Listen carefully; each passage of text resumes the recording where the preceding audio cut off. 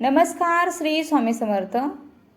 अस्थिर मनाला शांतता आणि आनंद देतील हे विचार. ज्यांच्या मागे मागे तुम्ही पळता त्यांच्यापासून 2 दिवस दूर राहून तर पहा. बोलणं तर सोडाच, ते तुमची आठवणसुद्धा काढणार नाहीत. आयुष्यामध्ये सगळ्यात जास्त खुश तेच लोक राहतात ज्यांनी एकटं राहण्याची कला शिकली आहे. ज्या दिवशी तुम्हाला कोणत्याही गोष्टीचा फरक पडणं बंद होईल त्या दिवशी तुमच्या वागण्याचा सगळ्यांनाच फरक पडेल. ज्या नात्यामध्ये एक दुसऱ्याच्या भावनांचा आदरच केला जात नाही अशा नात्यांना जबरदस्तीने ओढत नेण्याची काहीच गरज नसते. प्रत्येक वेळी अश्रू डोळ्यामध्ये आणू नका आणि मनातील प्रत्येक गोष्ट लोकांना सांगूही नका, कारण लोक हातामध्ये मलम नाही तर मीठ घेऊन फिरतात आणि म्हणून प्रत्येक जखम लोकांना दाखवू नका. आयुष्याबद्दल तक्रारी तर खूप आहेत, पण गप्प यासाठी आहे की आयुष्याने जे काही आपल्याला दिलेलं आहे ते बऱ्याच जणांच्या नशिबात सुद्धा नसतं. लोकांना हे तर समजतं की हा कसा आहे, तो कसा आहे, पण लोक हे विसरून जातात की स्वतः कसे आहेत. जो माणूस रडता रडता रागामध्ये सगळं बोलून टाकतो तो खरा असतो, कारण राग आणि रडणं माणसाला खरं बोलायला भाग पाडतं. तुम्ही ज्या व्यक्तीची खूप जास्त कदर कराल तो माणूस तुम्हाला सगळ्यात जास्त रडवेल. नात्याचा चुकीचा वापर कधीही करू नका, कारण नाती तर खूप मिळतील, पण चांगले लोक आयुष्यात परत कधीही मिळणार नाहीत. काही लोक तुमच्याबरोबर असताना तुमचेच असल्यासारखे दाखवतात आणि आतून मात्र तुमच्या विरुद्ध असतात. जेव्हा आपल्या जवळच्या व्यक्तीच्या आयुष्यामध्ये आपल्या जागी दुसरं कोणीतरी आलं असेल तर तुम्ही 2 पावले मागे सरकणं कधीही चांगलं असतं.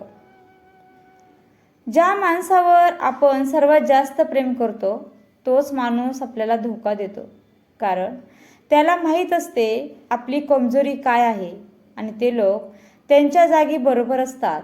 फक्त आपणच त्यांना खूप जास्त चांगलं आणि आपलं मानतो.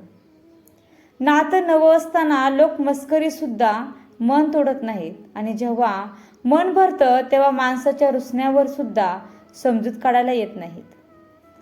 अशा माणसाच्या आजारावर काही औषध नाही जो दुसऱ्याची प्रगती पाहून जळतो. प्रत्येकाला वेळ देणे ही वेळीची बेइज्जती आहे. ज्याचं मन मोठं आणि खरं असतं त्याला दुःख आणि अडचणीसुद्धा तेवढ्याच मोठे असतात. घमेंड आणि गर्व मध्ये राहू नका. हवेतून जमिनीवर यायला सुद्धा वेळ लागत नाही. हक्क फक्त तेथेच दाखवावा जेथे तुम्हाला कोणी हक्क दिला आहे. इतके समजदार बना की कोणाच्याही चुकीला लगेच माफ करा, पण इतके मूर्ख बनू नका की एखादा धोका देणाऱ्यावर परत विश्वास ठेवाल. कोणतीही गोष्ट मिळवा किंवा गमवा, पण स्वतःच्या स्वार्थासाठी कधीही कोणाचा गैरवापर मात्र करू नका. आजच्या जमान्यामध्ये खरी गोष्ट हीच आहे की तुम्ही पैसे कमवा, लोक स्वतः येऊन तुमच्याबरोबर नाती बनवतील. एकटं जगण्याची सवय होऊन जाते तेव्हा साथ देणारे सुद्धा बदलतात. खूप मजबूत असतात अशी लोक ज्याच्याजवळ गमवण्यासारखे काहीही नसते. तुम्ही फक्त हसतमुख चेहऱ्याने वावरा आणि म्हणा मी ठीक आहे, कारण इथे कोणालाही कोणाची कदर नाही आणि कोणाच्याही दुःखाविषयी सहानुभूतीही नाही. आयुष्यात बदलायला कोणालाही आवडत नाही, परंतु लोक वागतातच असे की बदलायला भाग पाडतात. नातं जरा मनापासून जोडलेलं असेल तर कोणीही तोडले तरी ते तुटत नाही, पण नातं फक्त स्वार्थासाठी डोक्याने जोडलं असेल तर ते कोणी कितीही प्रयत्न केले तरी मात्र ते टिकत नाही. जग स्वार्थावर चालतं म्हणून थंडीमध्ये ज्या सूर्याची वाट पाहिली जाते उन्हात, त्या सूर्याचा देखील तिरस्कार केला जातो. जे नेहमी तुमच्यापासून दूर जाण्याची कारणे शोधतात त्यांना थांबवू नका. त्यांना दरवाजापर्यंत सोडून या. बोलण्याच्या पद्धतीवरून समजते नात्यामध्ये किती विश्वास आणि आपलेपणा आहे. मैत्री पण गरजेची आहे, नातं पण गरजेचं आहे. पण आयुष्यातील अडचणी आणि वाईट वेळ आपल्याला हे शिकवते की एकटं राहण्याची कला येणं पण गरजेचं आहे. जर समोरचा समजून घेतच नसेल तर त्याला समजवण्याची गरजच काय? आणि कोणी मान्य करतच नसेल तर त्याला एखादी गोष्ट सांगण्याची गरजच काय? जेव्हा खूप काही असतं सांगण्यासाठी तेव्हा माणूस शांत होऊन जातो. तुमची किंमत आणि महत्त्व तेव्हाच असते जेव्हा तुमची गरज असते.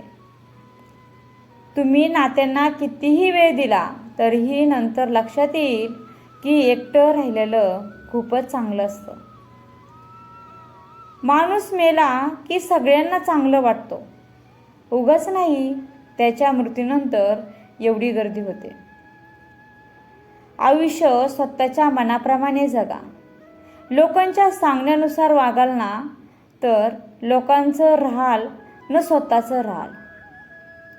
धर्म कोणताही असो, तुम्ही फक्त चांगला माणूस बना. हिशोब तुमच्या कर्माचा होतो, धर्माचा होत नाही. धन्यवाद. श्री स्वामी समर्थ. व्हिडिओ कसा वाटला? व्हिडिओला लाईक, शेअर आणि सबस्क्राईब करायला विसरू नका.